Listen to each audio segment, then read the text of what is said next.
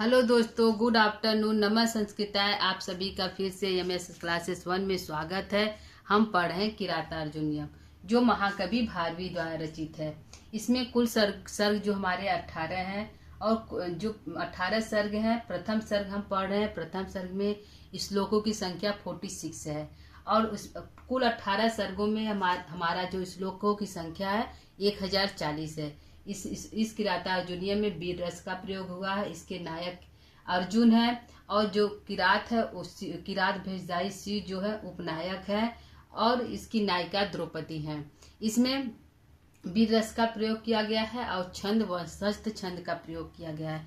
इसमें द्रौपदी जो है युधिष्ठिर के क्रोध रूपी व्यवसाय को बढ़ाने वाली वाणी को बोल रही है, उनको क्रोध दिलाने वाली बातों को कह रही है। वह युधिष्ठिर से लगातार जो क्रोध रूपी व्यवसाय उसके बढ़ाने वाली बातों को कह रही हैं। वह बता रही हैं कि आप देखिए, भीम की स्थिति को दर्शाते हुए बोल रहे हैं कि भीम पहले भीम जो थे वो मूल्यवान लाल चंदन लगाकर बहुमूल्य रथों बैठकर सवार होकर इधर उधर टहलते थे। आज आपके कारण वह धूल से धूसरित पर्वतों के बीच में इधर उधर टहल रहे हैं। और पहले जो अर्जुन थे, अर्जुन की स्थिति बता रहे हैं कि अर्जुन कैसे थे। पहले जो अर्जुन थे वह आप अनेक राजाओं को जीतकर बहुमूल्य धन इत्यादि लाकर आपको देते थे और अब वही अर्जुन जो है आपके लिए बलकल वस्त्र ला रहे हैं। आपके कारण ही आपके कारण उनको जो है आपके लिए वलकल वस्त्र ला रहे हैं। तो आपको क्रोध क्यों नहीं उत्पन्न हो रहा? जो अमर शून्य व्यक्ति होते वो बता रहे हैं कि कैसे अबंध कोपस होते हैं और कैसे अमर शून्य व्यक्ति होते हैं। जो अमर शून्य व्यक्ति होते हैं उनका न तो मित्र आदर करता है, न तो उनका शत्रु उनसे डरता है। जो अबद्ध कोपस होते हैं, जो एक सफल क्रोध वाले व्यक्ति होते हैं, जो क्रोधित होते हैं, वह अपने शत्रुओं पर अपनी समस्याओं का स्वयं समाधान निकाल लेते हैं और अपने शत्रुओं पर विजय प्राप्त कर लेते हैं। आप क्रोध क्यों नहीं, आपके अंदर क्रोध नहीं उत्पन्न हो रहा। न क्रोध न उत्पन्न होने के कारण ही आज आप जो है राज्य को हार गए हैं। यदि आप क्रोध करते तो आप राज्य को नहीं हारते। आपके क्रोध न करने से ही आपका जो राज्य है और जो श्रीयम लक्ष्मी है और जो वधु है आत्मवधु दोनों को हुई, आपने अपने ही शत्रुओं द्वारा उसका अपहरण करा दिया, उसको हार गए। इसलिए द्रौपदी जो है युधिष्ठिर से क्रोध रूपी व्यवसाय बढ़ाने वाली बातों को बता रही हैं। इस श्लोक में हमारा जो 36 श्लोक आज हम पढ़ेंगे, इस श्लोक में द्रौपदी जो है नकुल और सहदेव की स्थिति को बता रही हैं कि नकुल सहदेव किस प्रकार पहले रहते थे और अब किस स्थिति में वह रह रहे हैं। तो आइए इसका वाचन कर पढ़ते हैं और इसका अर्थ देखते हैं। वनांत सया कठिनी कृताकृति, वनांत सया कठिनी कृताकृति, कचाचितौ विश्वग इव गजौ, कचाचितौ विश्वग इव गजौ, कथम त्वमेतो धृति समयमौ यमौ, कथम त्वमेतो धृति समयमौ यमौ, विलोकयन्नु उत्सहसेन बाधितुं, विलोकयन्नु उत्सहसेन बाधितुं, कथम त्वमेतो धृति संयमौ यमौ, कथम त्वमेतो धृति संयमौ यमौ। द्रौपदी बता रहे हैं कि हे राजा युधिष्ठिर, त्वम से किसका बोध हो रहा है? राजा युधिष्ठिर का बोध हो रहा है। त्वम से युधिष्ठिर का बोध हो रहा है, युधिष्ठिर का बोध हो रहा है। तुम कथम माने कैसे, तुम्हें कैसे, तुम कैसे, त्वम से बोध रहा है तुम कैसे तुम कैसे उत्साहित नहीं हो रहे, उत्साहित नहीं हो रहे हो, उत्साहित नहीं हो रहे हो, न का अर्थ नहीं हो रहे हो, तुम कैसे उत्साहित नहीं हो रहे हो। इन विलोकयन्तु माने इनको देखकर, देखते हुए, इनको देखते हुए, इनको किनको, इनको देखते हुए, तुम इनको देखते हुए कैसे देखते हुए कैसे उत्साहित नहीं हो रहे हो, तुम इनको देखते हुए कैसे उत्साहित नहीं हो रहे हो। ये तो माने इन दोनों को,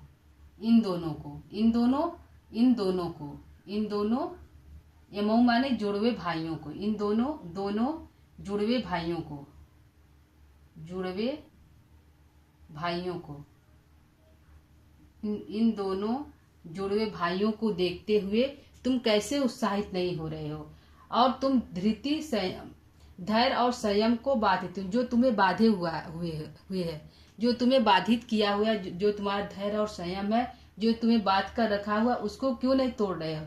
उसको अपने धैर्य और संयम को त्यागते हुए, छोड़ते हुए आप इन दोनों को देखते हुए कि यह दोनों किस स्थिति में है। इन दो जो जुड़वे भाई नकुल और सहदेव है, इनकी स्थिति कैसी हो गई है, इन दोनों की स्थिति को देखते हुए आप उत्साहित क्यों नहीं हो रहे हो।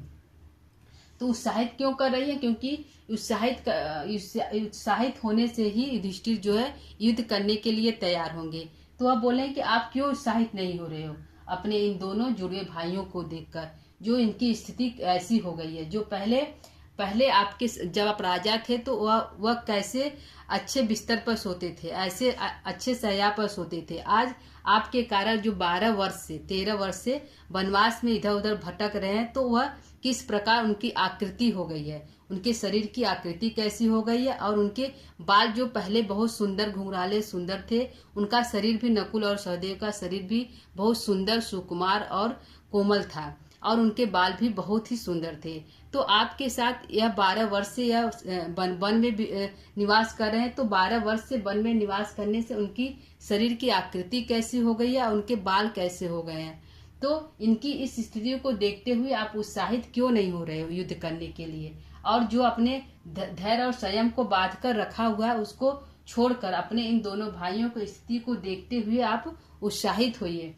तो बनांत शया कठनी कृताकृति, जो बनांत शया, वन ही जिसकी शया है, वन रूपी शया पर, वन ही जिसकी शया है, वन माने वन रूपी भूमि पर, भूमि पर सोते हुए, पर वन रूपी भूमि पर सोते हुए शया पर कठनी आकृति, उनकी जो शरीर की आकृति है, कृता आकृति, आकृति माने शरीर की जो आकृति है, शरीर की आकृति,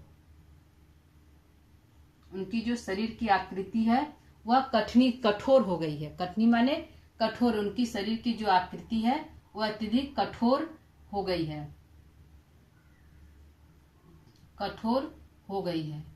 तो बता रहे हैं कि जो नकुल और सहदेव थे पहले कोमल बिस्तर पर सोते थे जब राजा थे, आज आपके कारण ही वो वन में निवास कर रहे हैं, और वन रूपी भूमि पर सोने पर उनकी जो शरीर की आकृति है, कृता आकृति, जो आकृति है कठनी आकृति, कठोर हो गई है। उनका जो शरीर है वह जो पहले कोमल था अब वह बहुत कठोर हो गया है।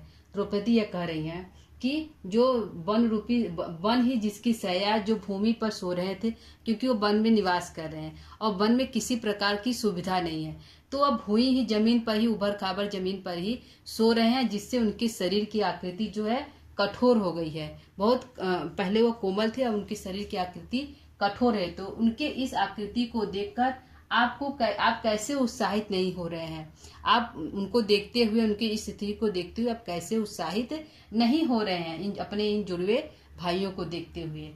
और तुम धैर्य और संयम को बांध कर रखे हो, उनको तोड़कर आप युद्ध करने के लिए क्यों नहीं तैयार हो रहे हैं। और कचा चितऊ मतलब उनके बाल कैसे हो गए। कचा का अर्थ होता है, कच का अर्थ होता है बाल, कच का अर्थ होता है, क्या होता है दोस्तों, बाल।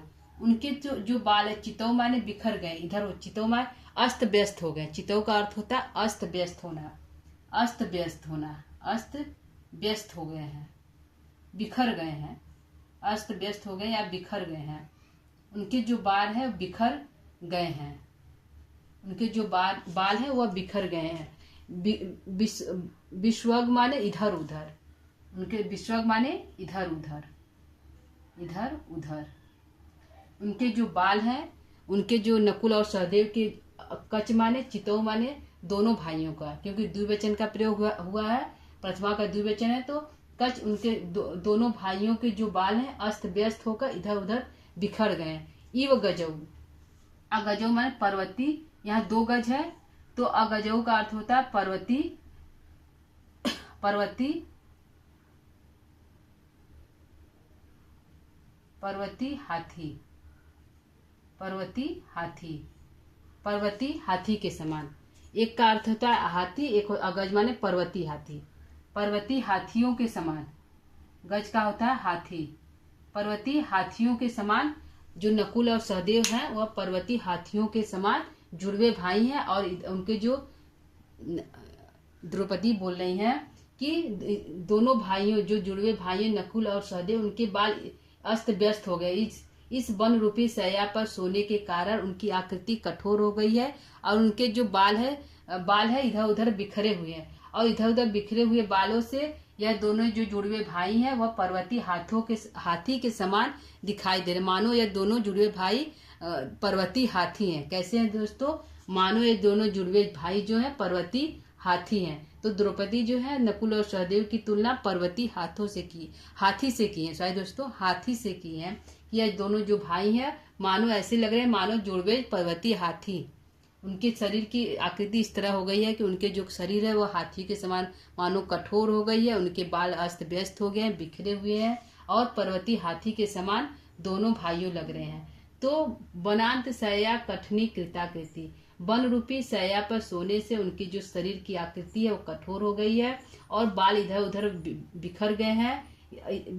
विश्वग माने इधर उधर, चितौ माने अस्त व्यस्त हो गए हैं। दोनों भाइयों के बाल जो इधर उधर बिखर गए हैं और ऐसे लग रहे हैं मानो दोनों जुड़वे पर्वती हाथी। दोनों क्या है? मानो ऐसे लग रहे दोनों जुड़वे पर्वती हाथी के समान दिखाई दे रहे हैं। तो अपने इस भाइयों की आकृति, रूपरेखा, स्थिति को देखकर जो पहले सुकुमार थे, कोमल थे, आज कठोर उनका शरीर हो गया है। जो पहले कोमल बाल था, सुंदर था, आज अस्त व्यस्त बाल हो गया है।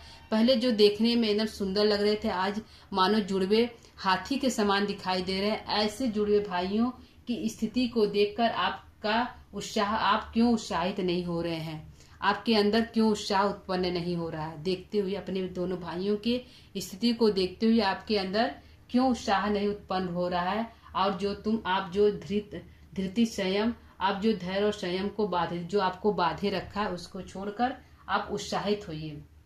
तो द्रौपदी जो है युधिष्ठिर को भाइयों की स्थिति को दिखाते उनको उत्साहित कर रही हैं। तो एक बार आइए दोस्तों फिर से हम अर्थ देख लेते हैं। बनांत सैया कठिनी कृताकृति, बनांत सैया कठिनी कृताकृति, वन रूपी सैया पे सोने पर उनकी जो आकृति है, आकृति माने शरीर की जो आकृति है वो कठोर हो गई। बहुत मतलब पहले वो बहुत कोमल थी, अब कठोर हो गई है। कचाचित, उनके जो बाल है इधर उधर बिखरे हुए हैं, मानो ऐसे लग रहे हैं मानो दोनों पर्वती हाथी हैं, पर्वती हाथी है। कथम, कैसे तुमसे किसका बोध है? दृष्टि से तुम कैसे उत्साहित नहीं हो रहे हो? यमौ माने इन दोनों जुड़वे भाइयों को देखते हुए, विलोकयन्तु माने देखते हुए तुम कैसे उत्साहित नहीं हो रहे हो। ठीक है दोस्तों, ये हमारा अर्थ हो गया। आइए देख लेते हैं व्याकरणात्मक टिप्पणी हमारा कहाँ कहाँ बन रहा है। तो हमारा यमौ और गजौ में कौन सा अलंकार है? तो यमक अलंकार है। कौन सा अलंकार है दोस्तों? यमक अलंकार है। यमक अलंकार है हमारा यमक अलंकार है। हमारा यमौ और गजौ दोनों हमारा यमक अलंकार है। और हमारा द्विवचन का प्रयोग हुआ है यमौ में, गजौ में, चितौ में। कृति में हमारा प्रथमा का द्विवचन है कृति, कृतय। तो हमारा द्विवचन का प्रयोग हुआ है दोस्तों। और गजौ में भी गजौ में द्विवचन का प्रयोग हुआ है। और चितौ में भी, यमौ में हमारा द्विवचन का, एतो में भी हमारा द्विवचन का प्रयोग हुआ है। प्रथमा का द्विवचन है। क्या है दोस्तों? प्रथमा का द्विवचन हमारा है। इसमें भी प्रथमा का हमारा द्विवचन है।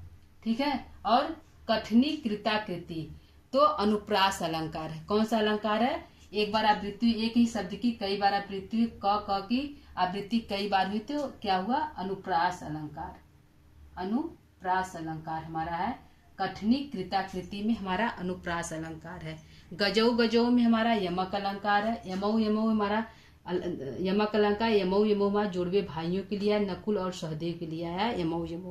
ठीक है। गजौ पर्वती हाथियों के लिए हमारा आया गजौ। अगजौ पर्वती हाथी, गजौ माने हाथी, अगजौ माने पर्वती हाथी।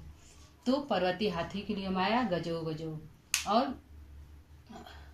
कथम माने कैसे, त्वम शब्द किसके लिए आया, तो युधिष्ठिर के लिए आया। कच शब्द का क्या अर्थ होता है, बाल होता है। ठीक है दोस्तों, आइए हमारा देखते हैं प्रश्न कहाँ कहाँ बन रहा है। ठीक है, हमारा प्रश्न कहाँ कहाँ बन रहा है ये देखते हैं। तो पहला हमारा प्रश्न है कि कच शब्द का क्या अर्थ होता है।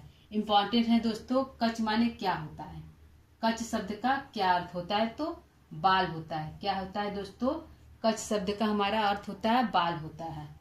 दूसरा हमारा त्वम शब्द से किसका बोध हो रहा है, त्वम शब्द से किसका, यहाँ पे पंक्ति उठा के दे दिया, कथम त्वमेतो धृति संयम यमौ यमौ। तो त्वम शब्द से हमारा किसका बोध हो रहा है, तो युधिष्ठिर का बोध हो रहा है। किसका बोध हो रहा है, राजा युधिष्ठिर का बोध हो रहा है, युधिष्ठिर का बोध हो रहा है त्वम शब्द से।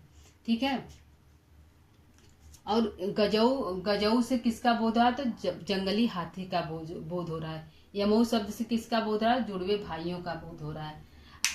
ये तो इन दोनों जुड़वे भाइयों को।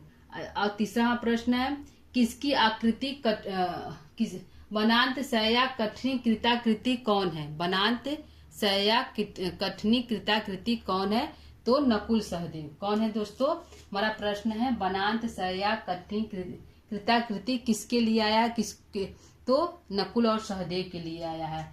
कचा चितौ विश्व ईग गजौ, गजौ में किसका बोध हो रहा है, किसकी मतलब द्रौपदी ने किसके बारे में कहा है, तो नकुल और सहदेव के बारे में कहा है। कचा चितौ विश्व गजौ, गजौ नकुल और सहदेव के लिए कहा गया है। द्रौपदी किसको प्रेरित मतलब किसको उत्साहित कर रही हैं, द्रौपदी किसको उत्साहित कर रही हैं, तो युधिष्ठिर को उत्साहित कर रही हैं। किन दोनों भाइयों की स्थिति को देखकर किन दोनों भाइयों की स्थिति को देखकर आप उत्साहित नहीं हो रहे हैं, तो युधिष्ठिर के लिए कहा गया है। बनांत सया कठिन कृताकृति कौन हो गया है, तो नकुल सहदेव हो गए हैं। ठीक है दोस्तों, तो ये हमारा प्रश्न हो गया दोस्तों, और हमारा शब्दार्थ हो गया। तो आप क्लास को यही हम समाप्त करते हैं। तो एक बार इसका वाचन कर लेते हैं और क्लास को विराम करते हैं। आइए वाचन कर लेते हैं। बनांत सया कठिनी कृताकृति, बनांत सया कठिनी कृताकृति, कचा चितौ विशुग इव गजौ गज, कथम त्वमेतो धृति समयमौ यमौ, विलोकयन्नु सहसेन बाधित, सहसेन बाधित। तो दोस्तों, आज का क्लास हमारा कैसे लगा, कमेंट करके जरूर बताइएगा। नमः संस्कृताय।